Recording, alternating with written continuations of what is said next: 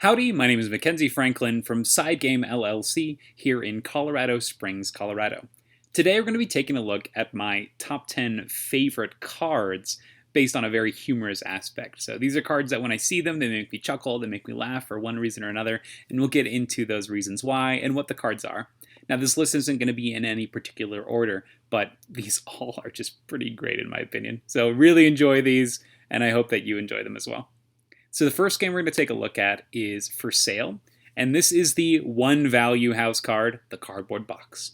So in For Sale, you're going to be using these house cards in order to sell them for money. So it's all about house flipping. You auction off these cards, and then you're going to flip cards off. But the idea and the prospect of using a cardboard box to flip for money is hilarious. And when you are able to flip a one value box, cardboard box, that comes with some newspaper and some bottles for a couple $1,000s, you feel pretty great.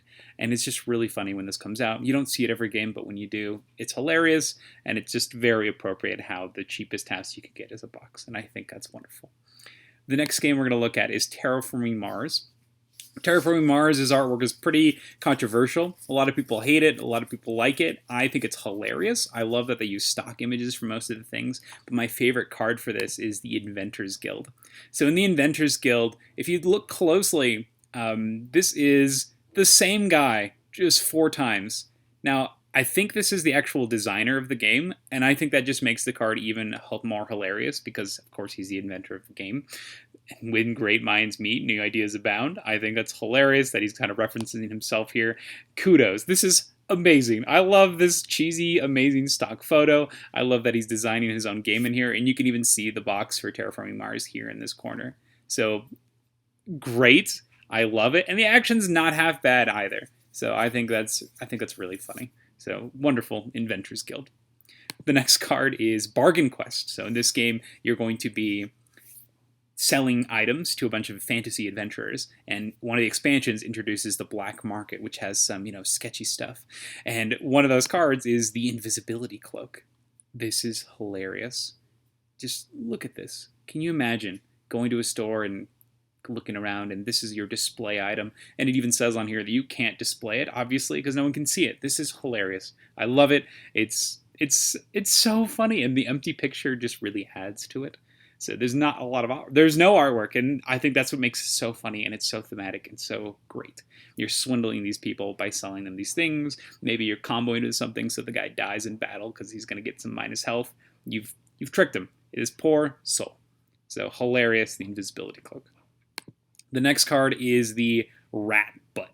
So in Cockroach Poker, you're going to be passing these cards to one another, and you have to pretend what they are. Not pretend, but you have to bluff as to what these cards are. So you have to say something, and people have to tell if you're telling the truth or not.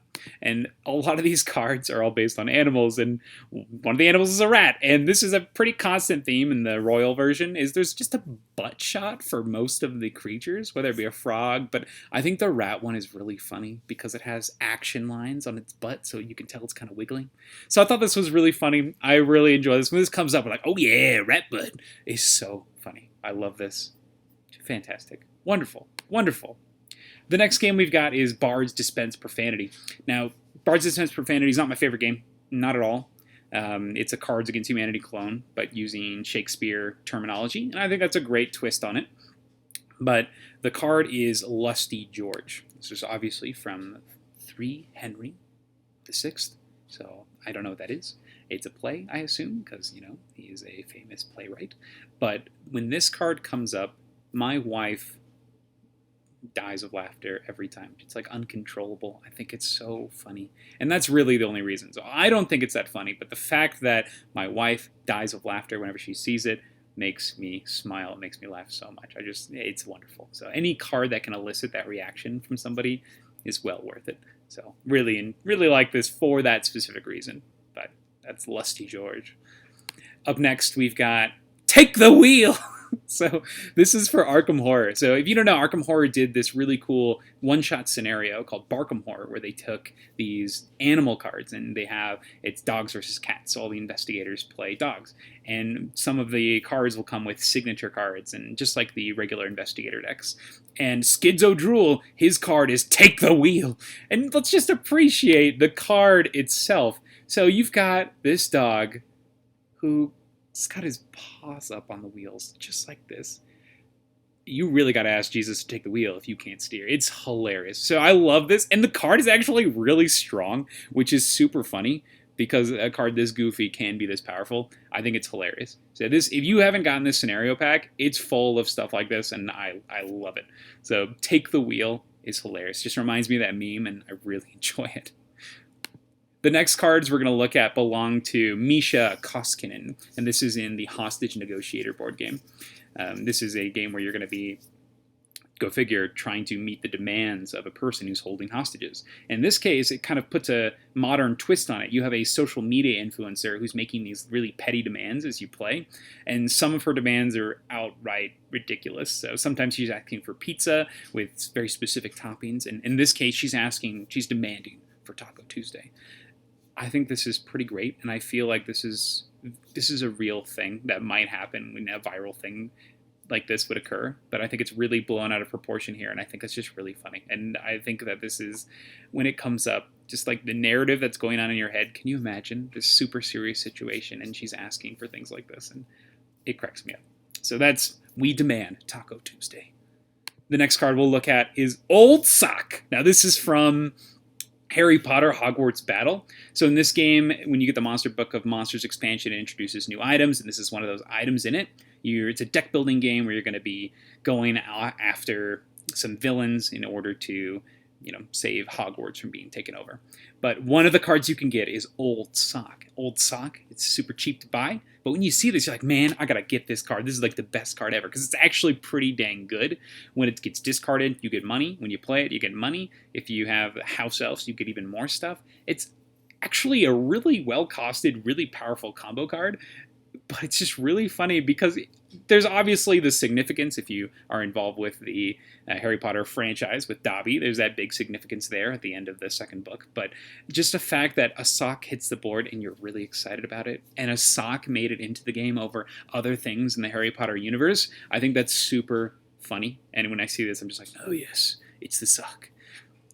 Amazing. So I really like the sock. It's great. It's so good. And you get to start playing with it as soon as you open up that expansion. It's in box 1. Hilarious. Next is Deception Murder in Hong Kong. This is the Undercooked Chicken. So in Deception, there are a bunch of murder weapons that you are going to be exposed to. And these different murder weapons, they vary in severity and kookiness. They could be like a poison dart frog, a chainsaw, but Undercooked Chicken, if a murderer ever chooses Undercooked Chicken, they're setting themselves up for either a great time or a very easy time for the investigators. So either way, it's hilarious, and you're not sure what's going to happen when somebody picks Undercooked Chicken, because obviously it's pretty obvious if somebody does, but is it too obvious? Would somebody really pick Undercooked Chicken? And it's a chicken, you're going to die by salmonella poisoning? This is so funny.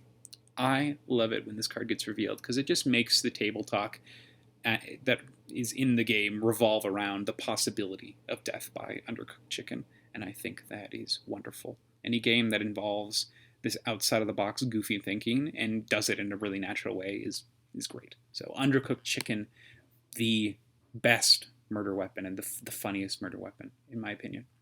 Now the last card we're going to look at is from the game Guillotine. So I don't own this game, but this is one that I played a lot with my family. This is Piss Boy. So Piss Boy, look at this poor man, this poor boy. He's got a bowl cut.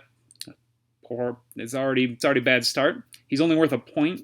Poor guy. He's a villager, so he's not a very high noble. And look how hard he's trying to hold up this piss bowl, because it is clearly either really heavy or really full, or both. He's got his mouth kind of stuck. He's clenching his jaw. He's doing his job. This poor boy. And when this comes out, it's hilarious. It's Piss Boy. It's Piss Boy. Come on now. Hilarious. I love everything about this. I love just the idea that this is a real thing, and this poor guy got caught in the crossfire of the guillotine, and he's going to die eventually. And you don't want to be the one that lands with Piss Boy, but it's hilarious, and maybe you get Piss Boy just so that you can say that you won with Piss Boy.